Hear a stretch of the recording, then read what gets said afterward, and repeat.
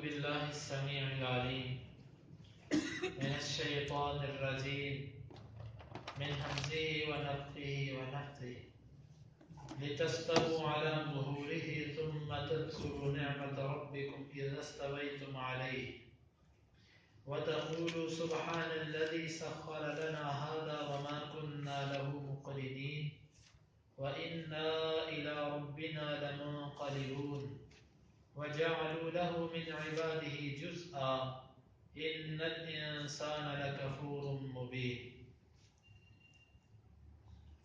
لتستووا لام کا مطلب تاکہ تستووا تم برابر ہو جاؤ، علی پر، ظہوری پشتوں ہی ان کی، لتستووا علی ظہوری تاکہ تم برابر ہو جاؤ ان کی پشتوں پر، ثم پھر تذکروا تم یاد کرو، نعمت کو، ربی رب کے، کم اپنے، ثم تذکروا نعمت ربکم پھر تم اپنے رب کی نعمت کو یاد کرو، اذا جب، استویتم تم برابر ہو جاؤ، علی پر ہی اس، علیہ اس پر، وتقولوا اور تم کہو، سبحان پاک ہے، الذی وذات، سخر جس نے تابع کر دیا، لنا لام کا مطلب کے لیے نہ ہمارے، ہذا اس کو، وما اور نہیں، کننا تھے ہم، لہو لام کا مطلب کے لیے ہو اس سواری کو، اس سواری کو مقرنین قابو میں لانے والے، وَإِنَّا اور بے شک ہم، اِلَىٰ کی طرف، ربنا اپنے رب کی، لمنقلبون لام کا مطلب البتہ، منقلبون لوٹنے والے ہیں، وَجَعَلُوا اور انہوں نے بنا دیا، لہو لام کا مطلب کے لیے ہو اس، لہو اس کے لیے، من سے، عبادی اس کے بندوں میں سے، جز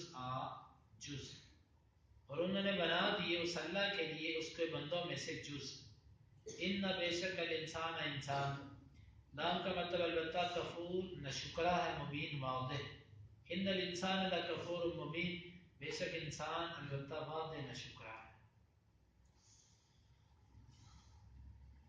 لتستووا علی ظہورہ ثم تذکروا نعمت ربکم اذا استویتم علیہ تاکہ تم سوار ہو جاؤ ان کی پشتوں پر، پھر تم یاد کرو اپنے رب کی نعمت کو جب تم ان پر بیٹھ جاؤ، سوار ہو جاؤ، درست ہو جاؤ، وَتَقُولُ سُبْحَانَ الَّذِي سَخَّرَ لَنَا هَذَا وَمَا كُنَّا لَهُ مُقْرِنِينَ اور تم کہو پاک ہے وہ ذات کہ جس نے اس سواری کو ہمارے تابع کر دیا اور نہیں تھے ہم اس سواری کو قابو میں لانے والے، وَإِنَّا إِلَىٰ رَبِّنَا لَمُنْقَلِبُونَ اور بے شک ہم اپنے رب ہی کی طرف لوٹ کر جانے والے ہیں، وَجَعَلُوا لَهُ مِنْ عِبَادِهِ جُزْءًا اور انہوں نے بنا دیے اس اللہ کے لیے اس کے بندوں میں سے جز، ان الانسان لکفور مبین بے شک انسان واضح نشکرہ ہے۔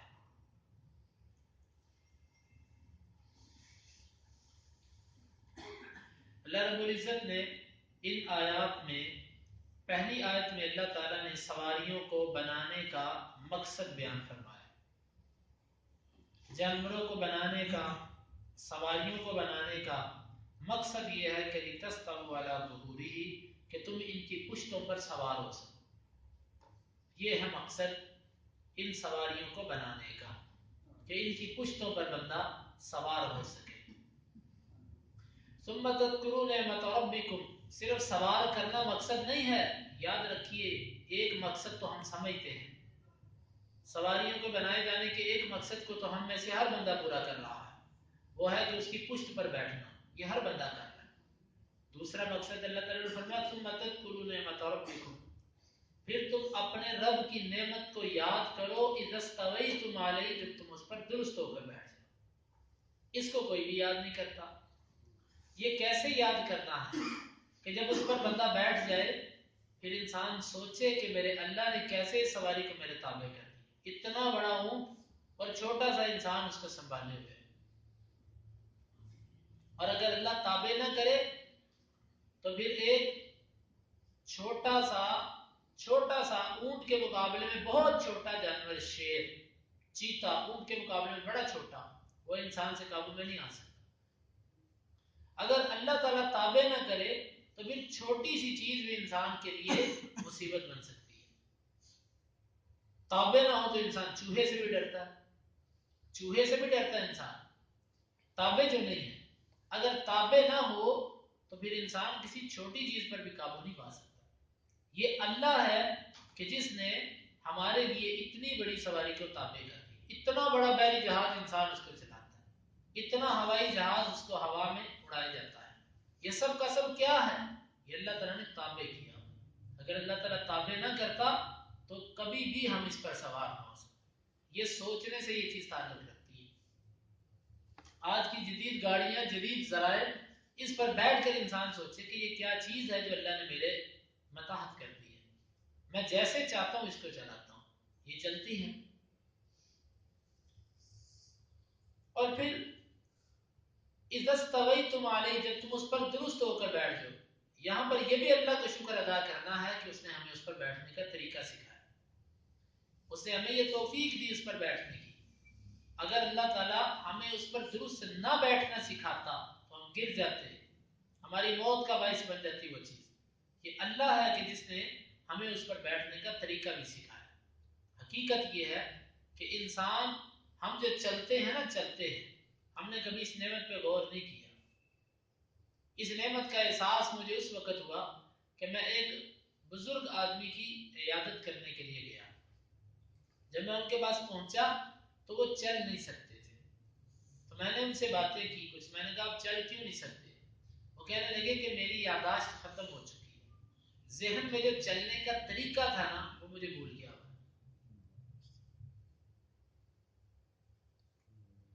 یہ اور وہ کہنے لگے کہ جب دماغ میرا نہیں چل رہا تو میں اپنا بیلنس بھی نہیں قائم رکھ سکتا، آگے گر جاؤں گا، پیچھے گر جاؤں گا، دائیں گر جاؤں گا، بائیں گر جاؤں گا۔ اللہ اکبر! ہم اس پر ذرا غور کریں کہ اللہ تعالیٰ کی یہ کتنی بڑی نعمت ہے کہ انسان دوڑتا جاتا ہے، دوڑ رہا ہے، دائیں بائیں، آگے پیچھے، اوپر نیچے، کتنی تیزی سے ہم چلتے ہیں۔ کبھی اس نعمت میں ہم نے سوچا؟ سواری پر بیٹھا انسان تھوڑی سی عقل بند ہو جائے تو نیچے گر جائے گا۔ سواری پر بٹھایا، بیٹھنے کا طریقہ ہمیں کس نے سکھایا؟ اللہ تعالیٰ نے، تاکہ تم اللہ کی نعمتوں کو یاد کرو۔ وَتَقُولُ سُبْحَانَ الَّذِي سَخَّرَ لَنَا، اور پھر تم یہ دعا پڑھو۔ ویسے نبی صلی اللہ علیہ وآلہ وسلم سے سواری پر سوار ہوتے وقت الگ دعا ہے، سواری پر بیٹھنے کی دعا الگ ہے، اور سفر کی دعا الگ ہے۔ ہمارے عام طور پر یہ کہا جاتا ہے کہ سفر کی دعا پڑھ دو جی، سبحان اللہ جی سخر لنا ھذا وما كنا له مقرنين وانا الى ربنا لمنقلبون۔ یہ سفر کی دعا نہیں ہے، یہ سواری کی دعا ہے۔ سواری پر سوار جب ہو چکے تو یہ دعا پڑھنی ہے، سوار ہوتے وقت کیا پڑھنا ہے؟ بسم اللہ۔ سوار ہوتے وقت صرف بسم اللہ، سوار ہو گئے پھر بسم اللہ سبحان الذی سخر لنا، اور جب سفر شروع کر دیا تو پھر وہ دعا جو نبی صلی اللہ علیہ وسلم مانگا کرتے تھے، لمبی دعا، اللہم انا نسألک فی سفرنا ھذا البر والتقوی ومن العمل ما ترضى، وہ جو دعا ہے وہ نبی صلی اللہ علیہ وسلم پڑھا کرتے تھے۔ اور جب سفر سے واپس آتے تو وہ دعا پڑھتے، آئبون تائبون عابدون حامدون لربنا حامدون۔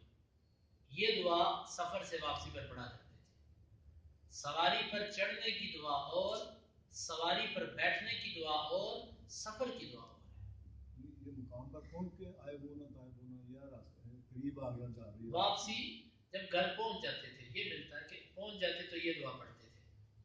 تو یہ نبی صلی اللہ علیہ وسلم یہ دعا پڑھتے تھے۔ ویسے تو علی رضی اللہ عنہ کے بارے میں آتا کہ جس وقت وہ سواری پر سوار ہوئے تو مسکراتے۔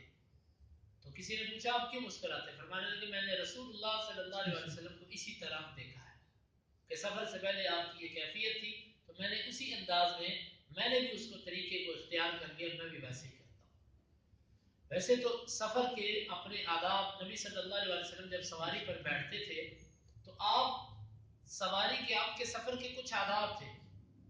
آپ صلی اللہ علیہ وسلم کسی اونچی جگہ پر چڑھتے تو اللہ اکبر، نشیبی جگہ پر اترتے تو سبحان اللہ، اور پھر سواری پر اکثر آپ کی عادت مبارک تھی نوافل پڑھا کرتے تھے.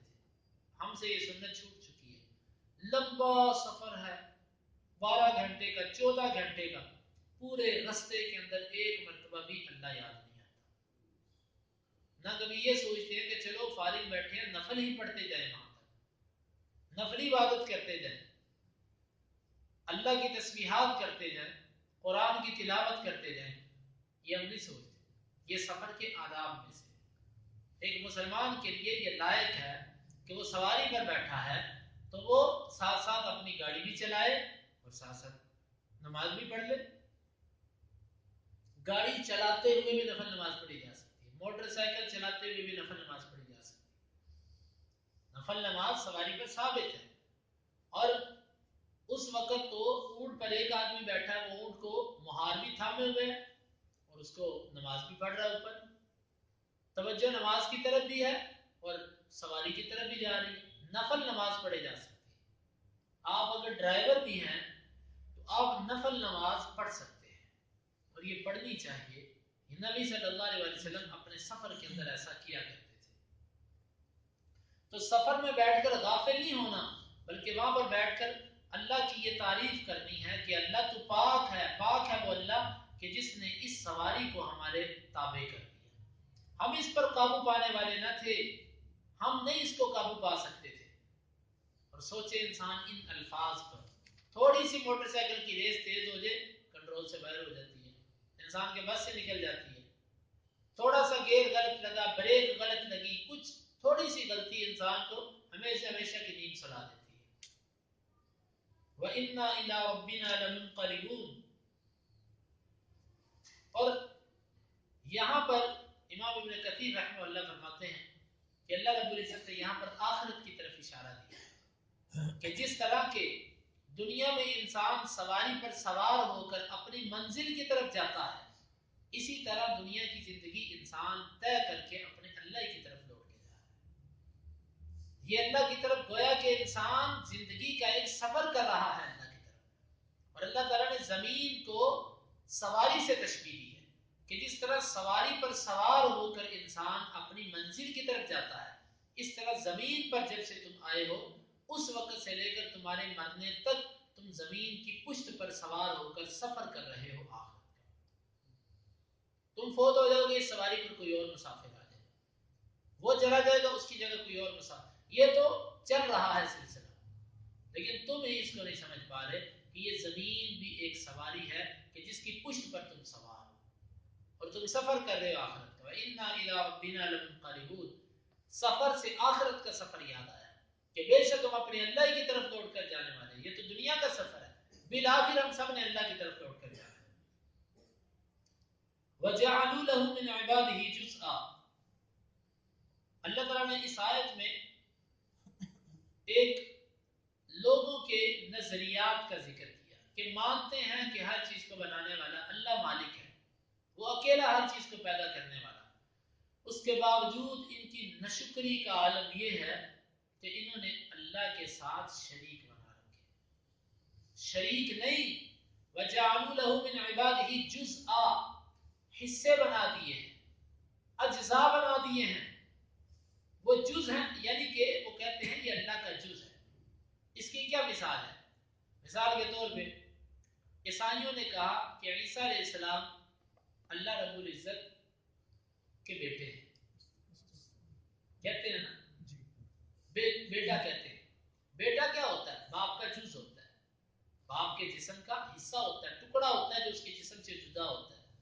گویا کہ عیسیٰ علیہ السلام کو اللہ کا جز بنا دیا. اللہ فرماتے ہیں انہوں نے اللہ کے لیے اس کے بندوں کو اس کا جز بنا دیا. دیکھو غضب، جو عبد ہوتا ہے، عبد کا معنی ہے غلام. ہم سب اللہ کے غلام ہیں، انبیاء، اولیاء، اتقیاء، اسفیاء، صلحاء، سب کے سب اللہ کے غلام ہیں. ہم سب اللہ کے غلام.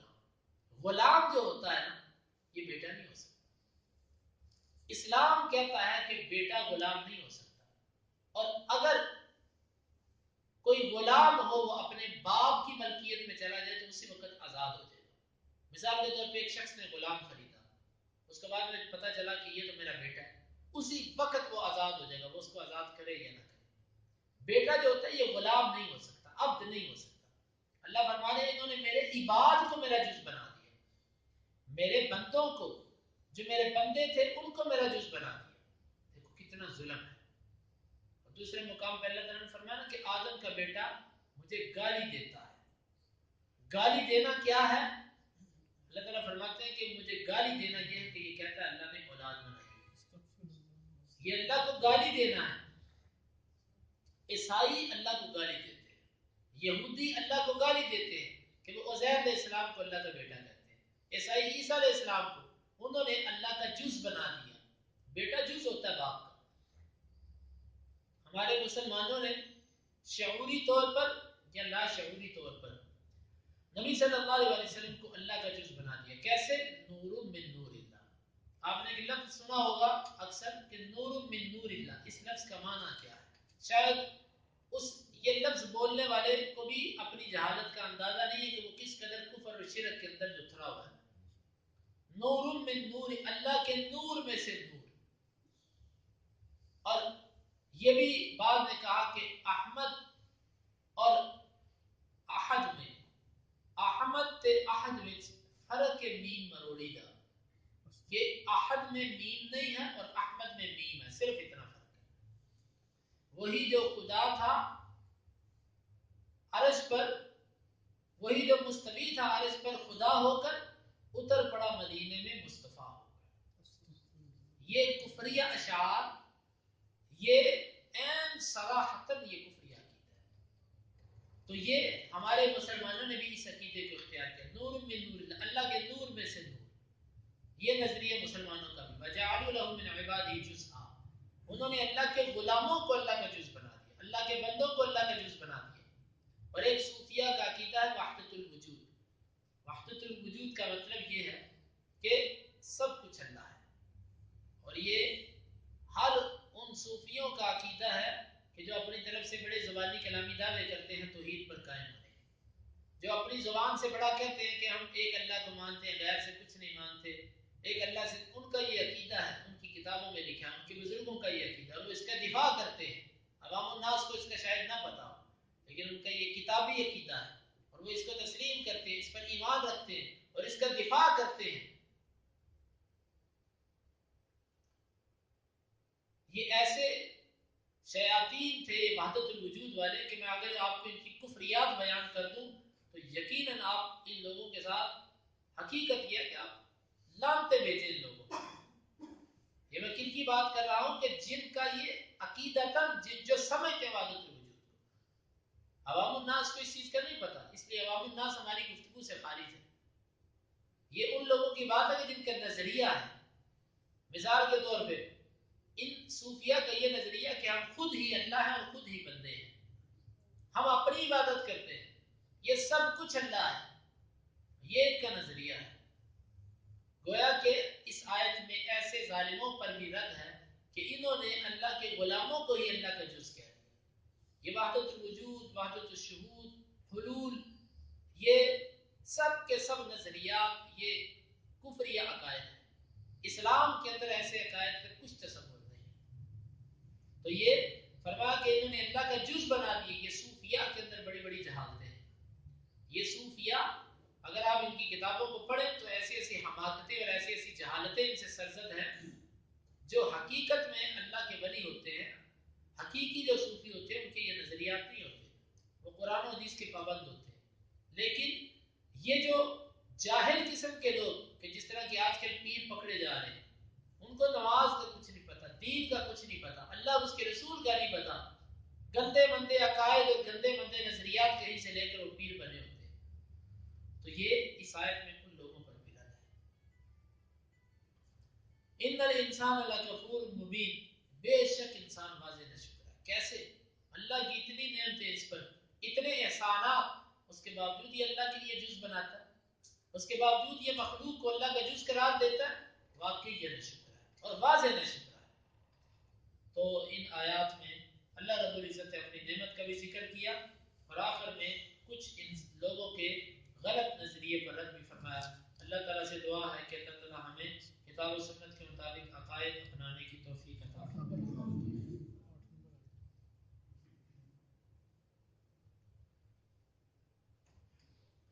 طیب صاحب کہہ رہے ہیں کہ 8 نمبر آیت آپ نے اس کی وضاحت نہیں کی تھی، واللہ اعلم بالصواب۔ فاہلکنا اشد منهم بطشا ومضى مثل الاولین، بس یقیناً پس ہم نے ہلاک کیا ان کو جو ان سے زیادہ سخت تھے پکڑ میں، اور پہلوں کی مثالیں گزر چکی ہیں۔ اللہ تعالیٰ نے اس آیت میں مشرکین مکہ کو خطاب کیا کہ مشرکو تم اپنے آپ پر بڑا ناز کرتے ہو، تم کیا چیز ہو؟ جو تم سے زیادہ سخت تھے، مضبوط تھے، ہم نے ان کو بھی پکڑا، ان کو پکڑ کے ہلاک کر دیا، اور پہلوں کی مثالیں گزر چکی ہیں۔ اس کے دو مطلب ہیں، ایک تو اس کا مطلب کہ ان سے جن کو ہم نے پکڑا، ان سے جو پہلے ہیں ان کی تو مثالیں گزر چکی ہیں، ان کے تو واقعات گزر چکے ہیں۔ یا دوسرا مطلب اس کا یہ بھی ہے، اس سے وہی لوگ مراد ہیں کہ جن کو ہم نے پکڑا، جو زیادہ سخت تھے اور وہ تم سے پہلے تھے، اور پہلوں کی مثالیں گزر چکی ہیں، اور اب تمہاری باری ہے، اب تمہاری باری ہے۔ اگر تم باز نہیں آؤ گے تو تم بھی ان کی طرح حصہ پالینہ بن جاؤ گے۔ اللہ تعالیٰ میں اس پر عمل کی توفیق عطا فرمائے۔ لِتَسْتَوُوا عَلَى ظُهُورِهِ، تاکہ تم برابر ہو جاؤ ان کی پشتوں پر، ثُمَّ تَذْكُرُوا نِعْمَةَ رَبِّكُمْ، پھر تم یاد کرو اپنے رب کی نعمت کو، إِذَا اسْتَوَيْتُمْ عَلَيْهِ، جب تم اس پر درست ہو جاؤ، وَتَقُولُوا، اور تم کہو سبحان الذی، پاک ہے وہ ذات، سخر لنا، جس نے تابع کر دیا ہمارے لیے، ھذا، اس کو، وما کننا، اور نہیں تھے ہم، لہو، اس سواری کے لیے، مقرنین، قابو پانے والے، وَإِنَّا، بے شک ہم، إِلَىٰ رَبِّنَا، اپنے رب کی طرف، لَمُنْقَلِبُونَ، البتہ لوٹنے والے ہیں۔ وَجَعَلُوا، اور انہوں نے بنا دیا، لہو، اس اللہ کے لیے، من عبادہ، اس کے بندوں سے، جزءا، جز، ان الانسان، بے شک انسان، لکفور مبین، متوازن شکر ہے۔ سواری کی دعا ہے، وہ جاندار ہے، جو بھی سواری ہے، وہ جاندار ہو کے غیر جاندار، نہیں وہ بسم اللہ مجریہا و مرساہا، وہ کشتی کی دعا ہے، خالص کشتی کی۔ اللهم انفعنا بما علمتنا وعلمنا ما ينفعنا وزدنا علما، اللهم اقسم لنا من خشيتك ما تحول به بيننا وبين معصيتك، ومن طاعتك ما تبلغنا به جنتك، ومن اليقين ما تهون به علينا مصائب الدنيا، متعنا اللهم بأسماعنا وأبصارنا وقواتنا أبدا ما أحييتنا، واجعله الوارث منا، واجعل ثأرنا على من ظلمنا، ولا تجعل مصيبتنا في ديننا، ولا تجعل الدنيا أكبر همنا ولا مبلغ علمنا، ولا تسلط علينا من لا يرحمنا، وآخر